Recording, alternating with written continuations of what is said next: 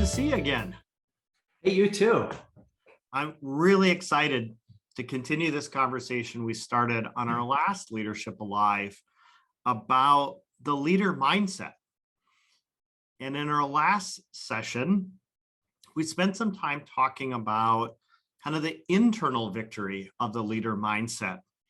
And we spent that session really sharing our thoughts about several components that we felt made up the internal victory for the leader mindset. Things like the leader's executive presence, the confidence that they show, their ability to do their own work as they grow and develop and strengthen themselves in their practice of leadership, self-management, self-regulation, and self-editing. This awareness to ourselves, to our bodies, to our feelings, to our emotions, to our triggers. And then we talked about really cultivating a brand. We each have a brand, and that brand may have great aspects of our brand and may have some not so great aspects of our brand. But we had this wonderful, engaging conversation about the internal victory as it pertains to the leader mindset. And I know this time we wanted to talk about the external victory. And you were going to really lead us through these 5 major components that characterize the external victory of a leader mindset. Well, and Aarron, as we launch into that, I just wanted to check in. So you've got the internal mindset mastered, right? Yeah, I all got it figured out. I'm doing my own work, and I have good days on my own work, and I have bad days on my own work. How about you? Me too. Yeah, it's the same. And the thing is, I've been thinking about this last week as I've been thinking about our time together today and talking about the external mindset. How do we actually take a leadership and begin to develop the kind of mind that can actually put hands and feet to it and actually get things accomplished? But one of the things that I wanted to connect with, and some of our listeners today may not have heard the previous episode, but one of the things I wanted to create is talk about as we create this external mindset is that when you notice as you begin to lead, so let's just say you take a leadership action, you see something that needs to change, be different, be improved, created, or stopped, and so you're going to take an action and you begin to do something. Let's say that you just present an idea to your team and say, hey, I think we should go this way, or I think we should do this. The very presentation of an idea itself is an act of leading, but it may stir something inside of us.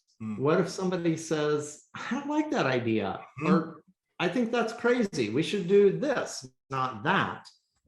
So the challenge is that when we start applying the external mindset, it can go back and stir the internal stuff, right? Yeah, and I also wanted to call out, this is not a manager mindset. And too often, when we talk about the difference between leadership and management gets a rap, a connotation that somehow management is bad. And it's not. You know, our working definition has been and continues to be that leadership is about seeing a destination, inspiring people to follow. And the third bubble is often where it crosses over with management, this ability to get things done.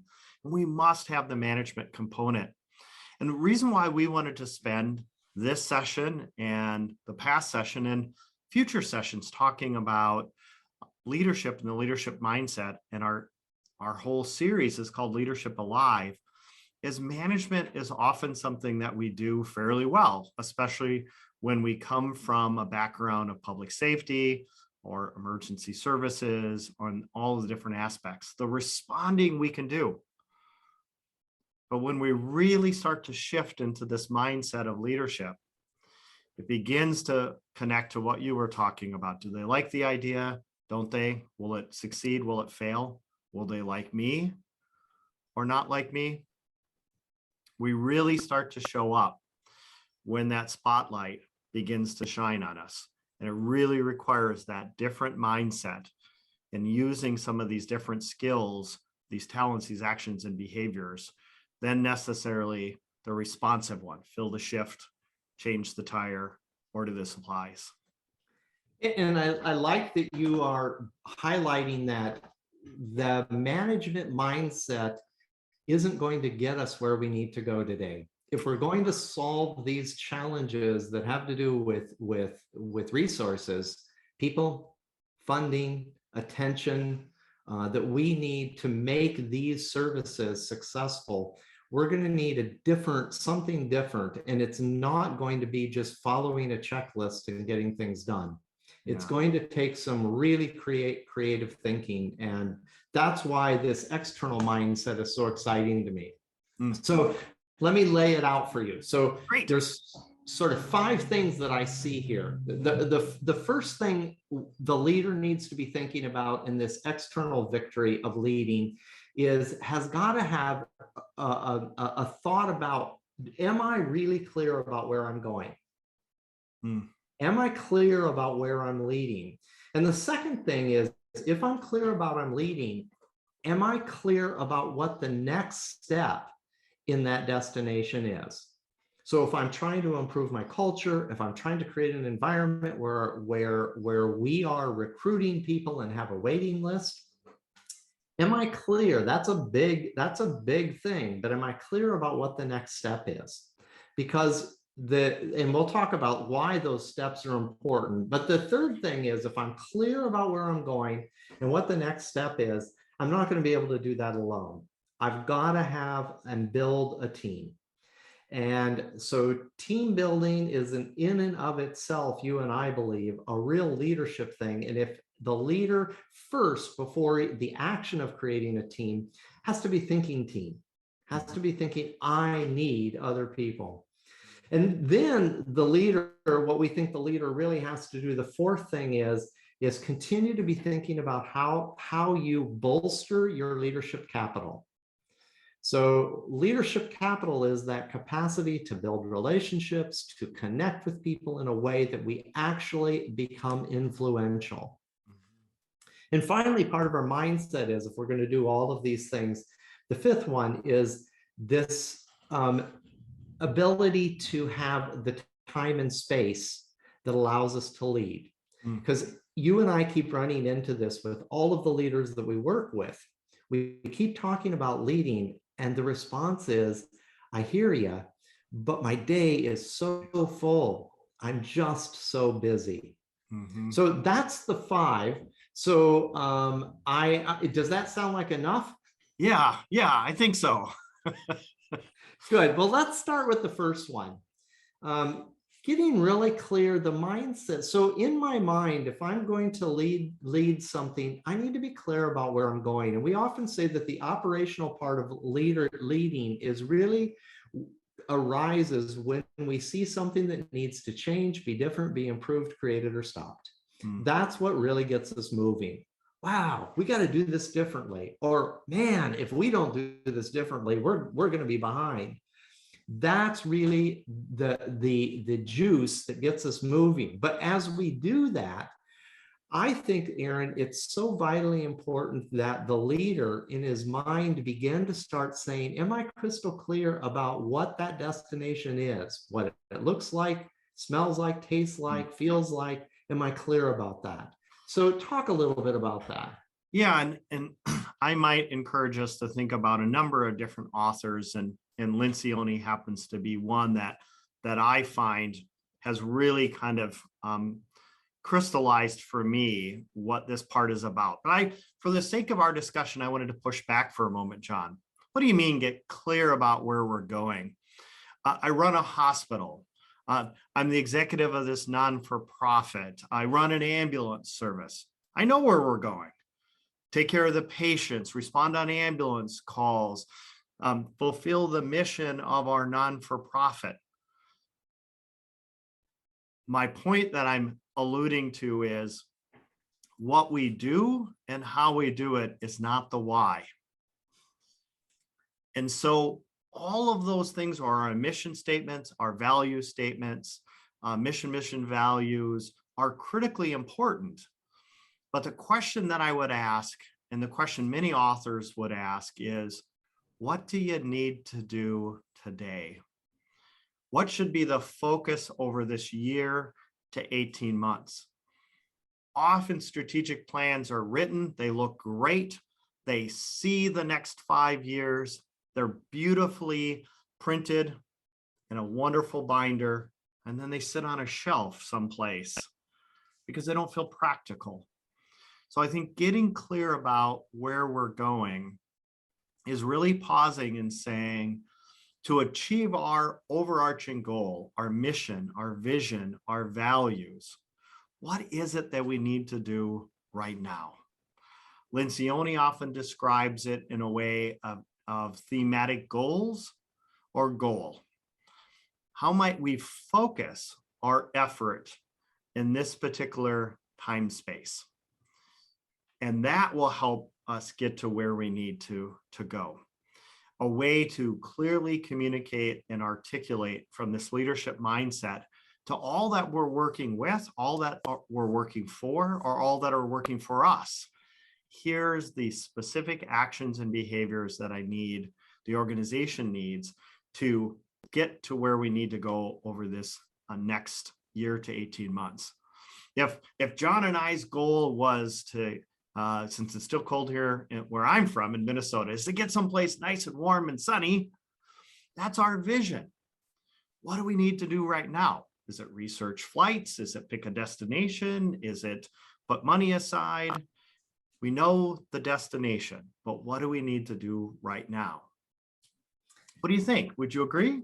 I agree, and you're beginning to overlap into the second one, but I want to catch something first. Yeah. I want to catch something. So whether you're a supervisor, a manager, a director, a chief, a CEO, an executive director, this clarity is vitally important. So recently I was working with a group of supervisors, and we were talking about, if you're leading, the question is, where are you leading people to? And we got talking about having a vision for your shift. And it was as simple as a supervisor saying, I have a vision for my shift, and that I want everybody on this shift to feel seen, heard, and valued. I want everybody on our shift to feel appreciated. I want everybody to feel like they belong to something. That's clarity about a vision. So if I'm a supervisor, I can start leading from that point, right? Yeah. Because if I say, wow, is it just about checking boxes and getting these PCRs in, or getting these equipment delivered, or what is this, or getting a shift filled? No, my vision is to make sure everybody is seen, heard, and valued. That begins to motivate from the inside out. Yeah. And just continuing on practical examples, and I'll share one for my own practice of leadership as my own dated job the organization started getting busier, started getting bigger. The ability for a small team to just handle everything day to day began to slip. And of course, it's obvious in the rearview mirror, it's obvious looking in hindsight that was the case, but we didn't recognize it at the time. And we were so blessed to hear it from our staff, is to say, boy, some of the simplest tasks don't get done. They get missed, they get delayed. So our thematic goal for the next year or so was very simple. And excuse my language for a moment. It was this: get shit done. So everyone in the organization could really focus in on that, is to say, here's what we need to do right now to get us to our mission, our vision, our values, to get us to that destination. Here's what we need to do right now. We need to force closure. We need to complete the gap. We need to get simple tasks done, that kind of thing. It can be that practical, meaningful, measurable, and actionable is the mantra I often like to use. So that takes us to the second one, which is, when I have clarity about where I'm going, we don't get there, we don't climb the mountain in one giant leap. Hmm. We have to take steps. So the second part of this external mindset is really, do I have an idea of what the next step is? And then am I willing to organize my resources to take that step? Hmm. And this is where it gets to the busy, right? Because often the leadership stuff gets wiped away by the management stuff. And when I get clear about where I'm going, back to the simple supervisor example, where the supervisor says, I want to have the best shift in the organization. I want people to be seen, heard, and valued on my shift. I want everybody to come and feel like they've had a good working experience. That's where they're going. That's where they're headed. But the next step on that, maybe I need to talk to Bob and Sam and Amy today. Yeah.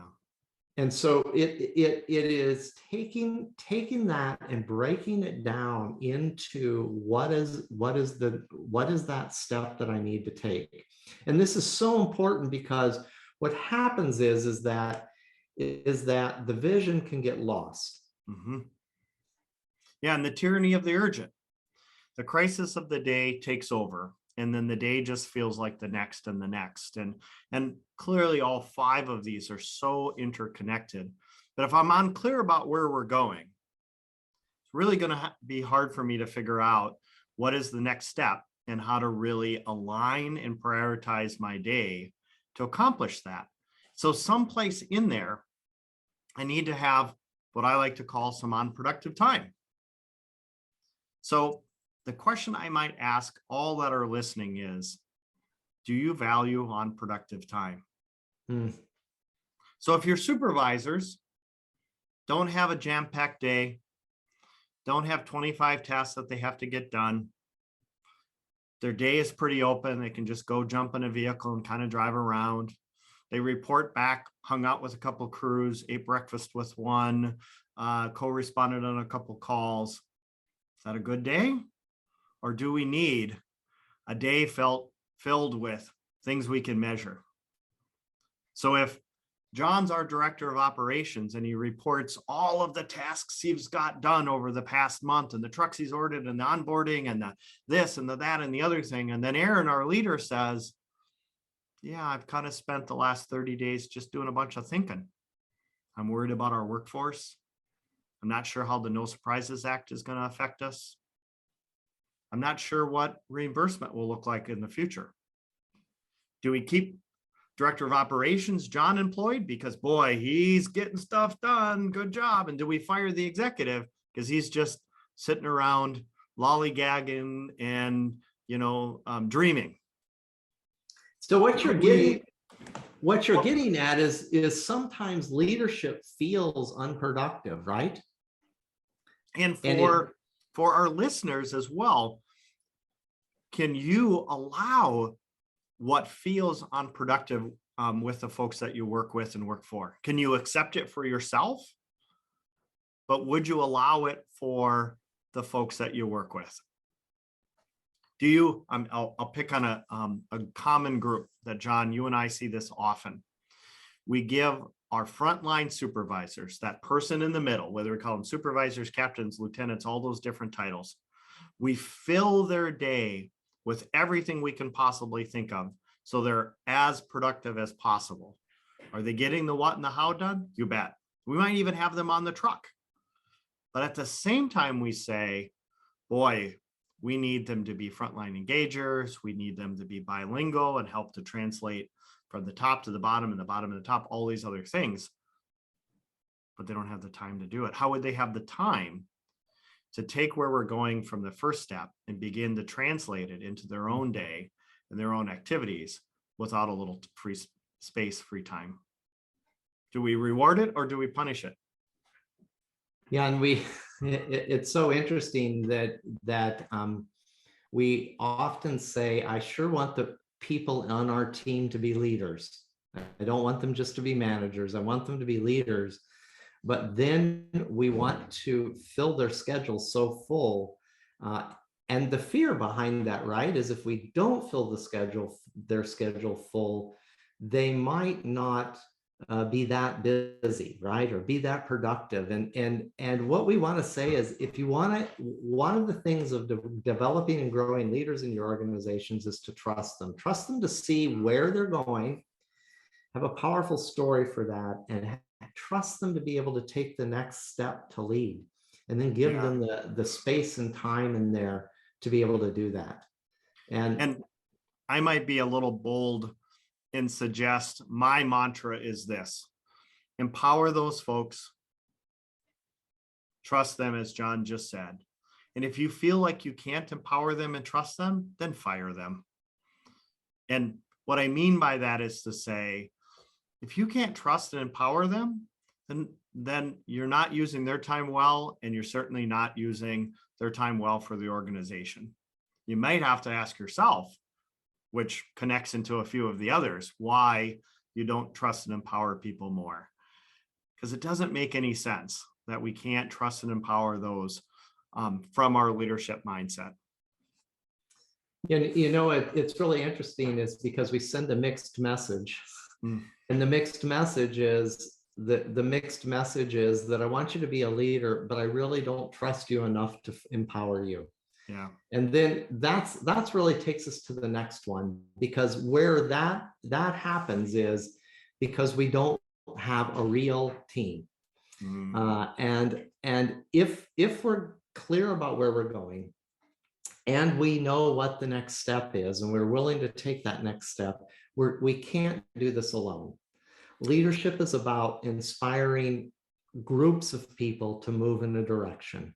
But John, I have a team. They get together every week.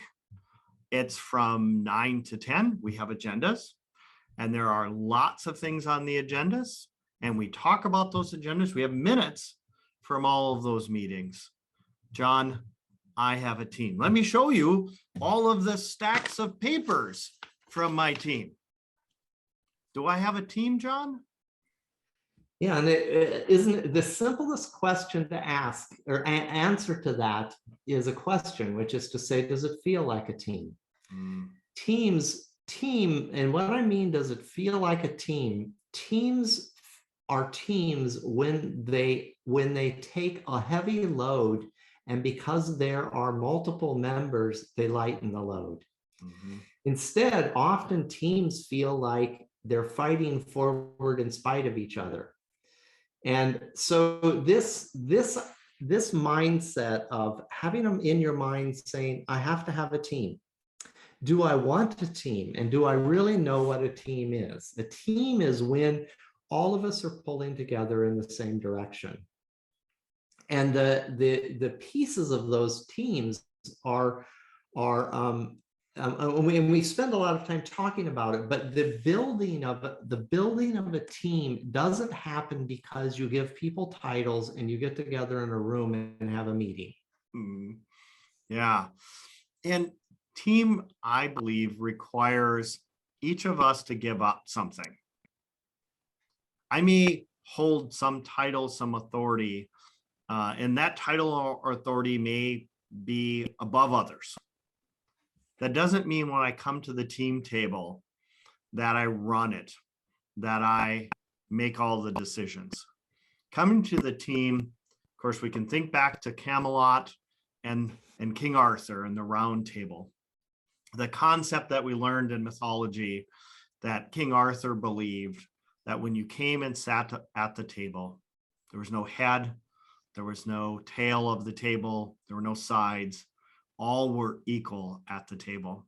We often have seen this in Native American and tribal communities, where when we come together, all voices would be heard. And yes, there may be a point where the chief, the shaman, the executive has heard, has participated, and we may need a decision. But if we run the team that way, i.e., you're only here to give me some information, and I will make a decision and or tell you what to do. We don't have a team.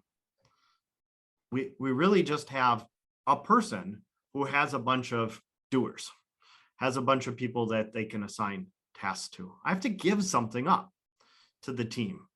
I might have to give up what I want. what I want at that moment for the team. And the team has to know where we're going.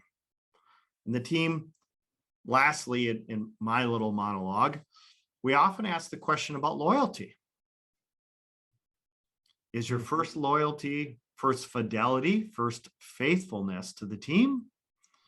Or is it to those that work for you?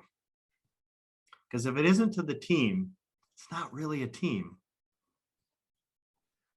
Yeah, so it's interesting to listen to you talk about this because what's clearly behind this is a lot of thinking that you've done. This is the mindset, right? A lot of thinking that you've done about how do we create a team here? How do I inspire people to be part of a group of people who are collectively and together willing to do something difficult? And when you were talking, Aarron, I was thinking about how maybe we should take some lessons from some frontline supervisors. As frontline supervisors on their shifts often build amazing teams. And they are like the round table, they're egalitarian, and they are everybody feeling like they belong and working together. And I think supervisors can do that in an amazing way, because for people in the middle, there often isn't a lot of ego crashing everything. And when we have titles, when I have executive in my title, or I have chief in my title, or I have director in my title, it's often very difficult to really realize that part of my mindset has to be to build this team. Yeah. And I think you've hit on such an interesting and important point. Is I might take it a step further, that often the frontline supervisor, the frontline leader, doesn't have authority. I mean, they clearly have some. The rank and file knows that they have to listen, and they know they can't tell them to go, jump off the bridge kind of thing. And so the frontline leader must use what comes next, which is influence. And so if they wrote everybody up or disciplined everybody or yelled at everybody, nothing's going to happen. And so because they don't have big stars hanging on the collars, or lots of bugles, or lots of acronyms after their name, they've learned, like the sergeant in the Army, the chief in the Navy, and all the different titles and all the different branches, is those people learned to lead by learning their people. And so a team is not a bunch of people who get together at a certain time and work through an agenda. That's just a meeting. Right. A team is when we come together, we have each other's backs.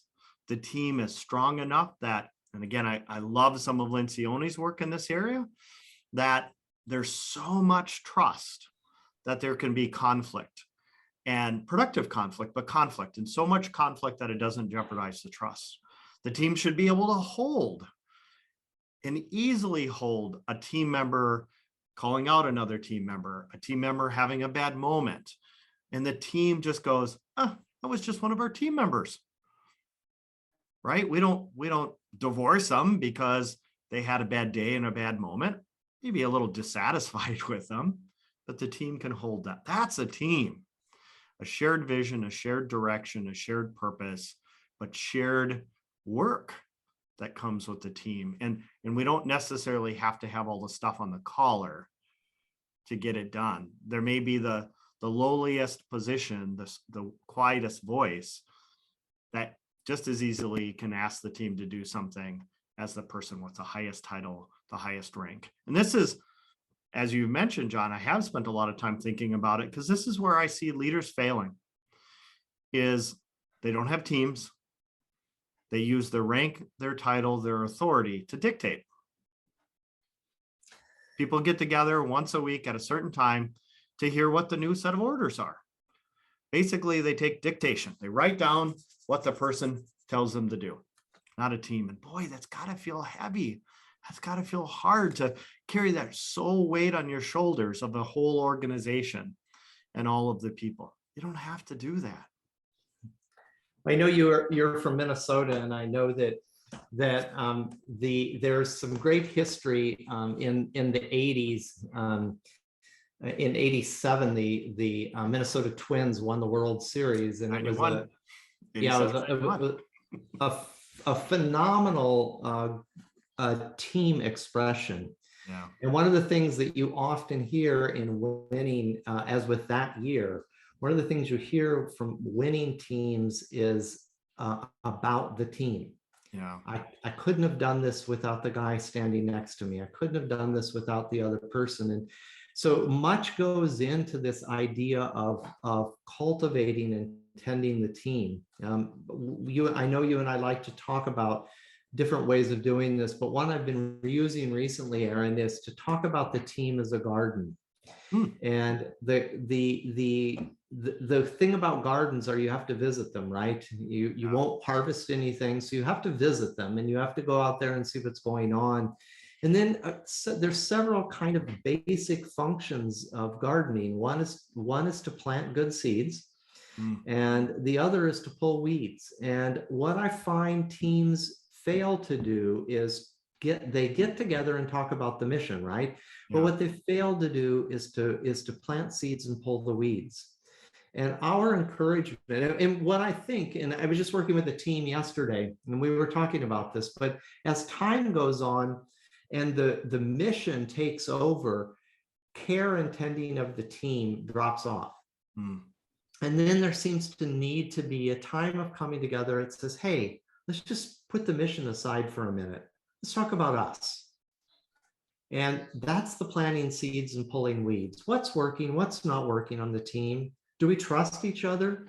And that's the investing of time so that you can get to the trust, which allows you to have the productive disagreement. And I think all three of those are so related together that you have to have time.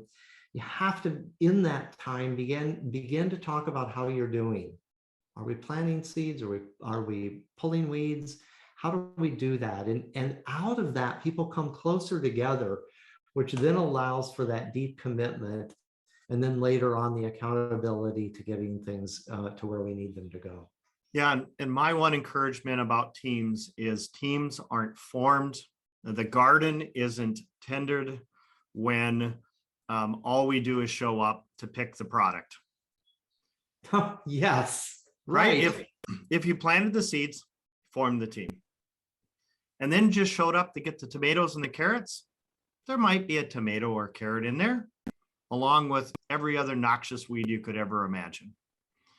So we don't do that. We go out to the garden and give it a little water and a little love, and we notice a little bug here and there, and we take care of that. We get rid of the pocket gopher that takes whole celery plants in my particular case. So we do all of that. But I continue to be unsuccessful encouraging leaders to take their teams off-site for a day or two on a regular basis to tend the garden. There's the belief we get together. We have a jam-pack full agenda. Team's good. It's not. The team's coming apart. It feels cold. People don't care. They're disengaged. They're unmotivated. We don't question, if we use a clinical example, refreshing ACLS, refreshing CPR, refreshing so many things. Why wouldn't we refresh the team? So that's part of that leader mindset. You've got to have in there. So we've talked about making sure you know where you're going and what the step is to get there, and that you organize the people to get there, which is building the team. We also think that leaders have to, the part of this mindset is bolstering your leadership capital. And here's what we mean by that. What we mean by that is, just as you have to take care of your brand, in other words, getting clear about what you want your brand to be as a leader. What do I want people to think about when my name comes up? We also have this is the part of, how do I begin to start creating influence? And I'm going to put a word with that that's often negative, right? That's power. Because I need to be, especially if I'm trying to be a change agent or I'm trying to birth something new in my organization, I have to ask myself, how am I cultivating my power? And if I'm not just going to use positional power, if I'm just not going to use rank and authority, and especially if I don't have that, if what I'm trying to do is lead up, or I'm trying to lead as a supervisor or somebody in the middle, how do I do that? And this bolstering my leadership capital has to do with this whole idea of building relationships, creating trust, being able to sit down with people and negotiate. Sometimes we call it horse trading. That's where you go do something for someone so that later on there's a warmth and openness to doing something back for you. All of that's vitally important if we're going to be influential. So, John, a question for you. Where did this go? It seemed to be so commonplace. And I'm not asking us to use the rest of our time today and delve into national power and politics, but just on the local level, just on neighbor to neighbor, within our families, within our friends. It was so commonplace. We always were, I loved when you said horse trading. We're always were doing that. Hey, gosh, I have the snowblower, you don't. I'm going to come out and blow your driveway out, but you kind of have that nice, shiny new lawn tractor. Can you get a couple mowings in for me? We might do it at home. I want a fancy little Milwaukee tool that crimps the PEX pipe. It's a couple grand. I might use it twice, but it's a cool looking tool. So I could just go buy it. And John knows my spouse. There would be a consequence. But where did it go? Why did we lose this ability to be influential? Why have we transitioned in many of the leaders that you and I work with to simply using transactional types of power or all the rest? Why did we lose influence? Something that we would go on, we'd use on ambulance calls all the time. Gosh, I think you should go in, and these are all the reasons why, and here's how I'll make it work. Where did it go, John? I think, so many in the heat of battle, right? And in the rush of all of our busyness, we think that we're being efficient. And we think that often using positional power and creating the non-team that you described earlier, right? It's just a collection of people with titles and ranks getting together, checking off on a list. That we think that that's efficient, but it's not. Because the kind of commitment that we need from people, if people are truly going to be committed, we need to approach our ability to influence from a different place. Yeah. And often that's going out and making deposits in relationships. You and I talk about this a lot, but it's creating a warmth and positive feeling that people have for us and for our cause, so that as we need to draw on that and ask things from them, that we actually are able to do that from a place of the account being full. Yeah. And what I've noticed, and I appreciate your agreement or disagreement, is that as this world has gotten busier, the efficiency that you alluded to, we've chosen to replace relationships with electronic communication, the what and the how. So I no longer have a relationship with you. I can communicate with you. I can get you to do things. I can tell you good or bad things, but I no longer have this tool that existed so often and so easily. It was second nature of just having conversations. We often talk in our 10 conversations about the first 3 or 4 and how critical they are: a connecting conversation, an expectation conversation, a storytelling conversation. And often those create this ability to be influential. It takes time. And it could be my own weakness, but I've not learned how to do that through Zoom, Skype, emails, text messages, social media streams. I've just not learned that. And if I'm missing it, I'll learn it more. Well, But I think to be influential, I have to have a relationship first before I ask you for something. A great dear friend, John, of both of ours, is a wonderful leader here in the Minneapolis, St. Paul area, and has been in EMS for some time. And this person taught me, he never asks for something until the third meeting. And what he was really saying was, I build a relationship first. And then I begin to ask for what I need. So I love that you're being clear about the fact that if we're just going for efficiency and I just want to send a text and I just want to send an email, that I will get what I get, right? I can, that's really good for the what and how, and that's good for getting things done. Go do this. Can you pick this up? Can you finish that report? I can get that stuff done. But if I'm really trying to get commitment from the heart, and that's the influence that you want, right? You want the commitment from the heart. And if I'm going to do that, I have to invest time. And here's the hard part.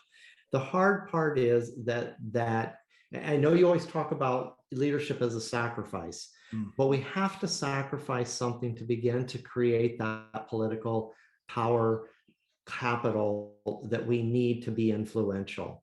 Yeah. And it's as simple as even for a supervisor, that's why it's so important to take the people that are in your charge and deliberately and purposefully make the time to go connect with them, not about work, not about what needs to be done in the shift today, but about who they are as a person. And you really have to see them, hear them, and value them for that to really happen. And you know, this mindset of what do I need to do in my day-to-day, if I don't realize that I need to spend some time making those deposits, making those investments, so that down the road I can get the efficiency of people who are willing to follow my lead. And if you privilege and preference productivity, this is going to be tough. Yeah. You know, one of my encouragements is be comfortable being unproductive. And of course, I use those words deliberately to get your attention, to get your ears to, perk up. What do you mean be unproductive? What I mean, and of course, I mean that all of these other things are incredibly productive. I believe they're far more productive than all of those what and how tasks, the management tasks versus the leadership tasks. Being comfortable being unproductive means give myself some space that I can indeed have time to see that crew, to see that leader, to see that city council member, that county commissioner, that fellow leader, that person from the other organization, and just get to know them, hang out with them, listen and learn, not have that conversation. And I'm constantly checking my watch because I got a meeting another 15 minutes and John won't stop talking because, right? I genuinely want to use these things. And so I have to be comfortable with quote unquote being unproductive and giving myself space. If you're going to value, if you're going to preference, if you're going to privilege the productivity, meeting every 15 minutes, the tasks that get done at the end of the day, that's okay. But I'm just suggesting that's not a leader mindset. I think that's a manager mindset. And that may be what you're great at. That may be what your organization wants. That's okay. But if your desire is the leader mindset to grow and develop, then my encouragement is build some unproductive time in your schedule. Maybe you have to talk to your boss to say, how can I do this? Can I get a little space? Is there a project that can wait? Can I say no to the next thing? You're going to have to be deliberate about it. It won't come by itself. Covey talks about putting the rocks in your schedule. Sand, all the quadrant 1 stuff, all the quadrant management stuff will fill in all by itself. No problem there. But I might put a rock in my schedule. I know, John, you have a rock in your schedule that I too often violate. But about 3 something every day, you do what? Yeah, I get on my bike and go for a ride. Yeah.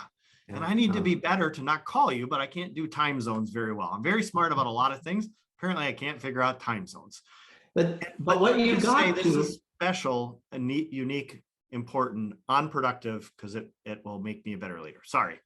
So, well, that's our fifth one for today, which is just to fiercely guard the time and space needed to lead. And I have to have, here's what I want to say is, you and I say this a lot, but the most common thing we hear when we go to a conference and we ask leaders how they're doing is we hear them say, oh, I'm busy. I'm really busy. It's been really busy.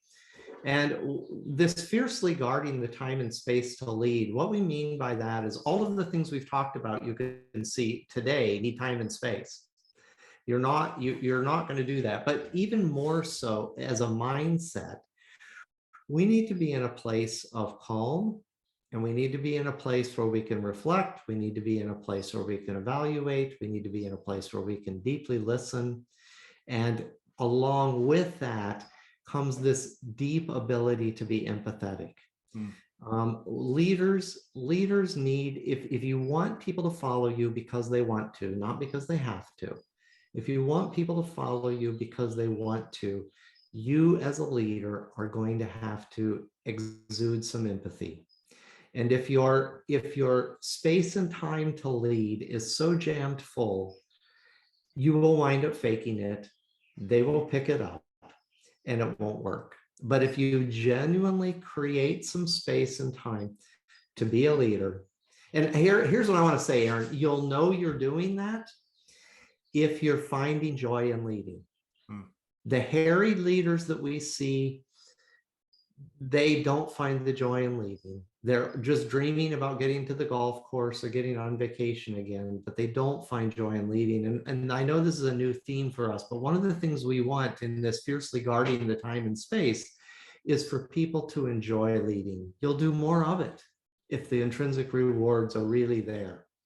And I might ask people as we're getting near to closing, just to do a little self-reflection. My first question I would ask you to self-reflect on is, what do you do? What's the example you set? Are you sending emails at all hours? Are you taking time off but still working? I thankfully had someone give me some feedback one day. I walk fast. My wife has always said this, and I do. Never thought anything about it. And somebody finally said, boy, you are always so busy. I said, I am? Yeah, because you're always walking so fast. Oh. So what's the example we set? Are we ourselves? And then the second part is, what do we reward and punish? Yeah. Do we reward that person who goes off to conference, and while they're at the conference session, that their laptop open, they're watching their first watch, they've got their phone, they're back on conference calls, they're doing a Zoom, and they're getting 6 tasks done? And we go, boy, that Aarron, Joyce, he's got some stuff done, even though he's gone. Ooh, good job. What do we punish? Do we punish the person who took the week off, who didn't take their business phone with them, didn't respond to any of the texts or emails? And we say, gosh, John, I've been waiting a week for you to get back to me on that. Well, I was gone on vacation. Yeah, I know. So what's the example we set ourselves? What are we rewarding and punishing? Not only in ourselves, are we rewarding ourselves when, boy, we just have that big management day? We're punishing ourselves when we have this day with nothing on the schedule.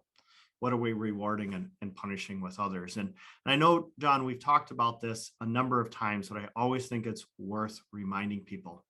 What we want you to do is just be 10% better. So if today you go, geez, Aarron, if I'm really honest, I would say I'm really rewarding the what and the how, and I'm really punishing the why. I'm rewarding productive time and punishing unproductive time. Okay, whether it's for myself or someone else. 10% better. Can we, a couple days a week, close the computer and not pick up the work phone when we get home? And then maybe a couple days a week, you know what? Boy, company survived. Wow. So maybe a and couple days is a couple more days. being 10% better, I think you make me 10% better. And I hope I make you 10% better. And I just want to encourage somebody out there that might be listening to say, find somebody that you can have a conversation like Aarron and I had today with. Somebody who cares about leading, who cares about finding more joy and intrinsic rewards in leading, and have these conversations so that your leader mindset, so you have clarity about where you're going, you know what the next step is, you're building a team around it, you're bolstering your leadership capital, and you're fiercely guarding the time and space needed to lead. And if you find somebody to help you, you'll be 10% better. You, Aarron, always remind me to be a better leader. And that's the wonderful synchronicity of mutual mentors and people supporting each other. Yeah. So I love this topic. We could actually spend an hour on each of these. 5 that we talked about today, but I really appreciate you engaging with me on this and helping our listeners think about how the external mindset matters as well as the internal. Yeah, I as well. And, John, one of the things that you've often taught me and you practice in our relationship is another important piece when you find that trusted colleague, that trusted friend, that trusted mentor is something Brene Brown really says well, is the difference between nice and kind. And so you master both of those. There are certainly times when you are very nice. You say great things, but there's times when you know that I need to hear the kind part that says, yeah, I hear you, Aarron, but you kind of sounded a little victim-like today. What's that all about? Ooh, you're right. But we need both. We need that person who can love us when we're struggling with loving ourselves. And we need that person who can give us the literal or figurative little kick in the behind when we've fallen into victimhood or martyrdom. And that's all connected to that being 10% better. And I know both of us would welcome you reaching out to us if there's things that we can help with, if we can continue this conversation, please do.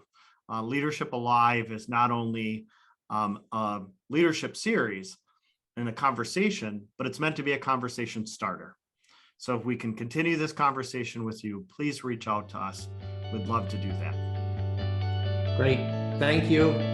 Thank you very much, everyone.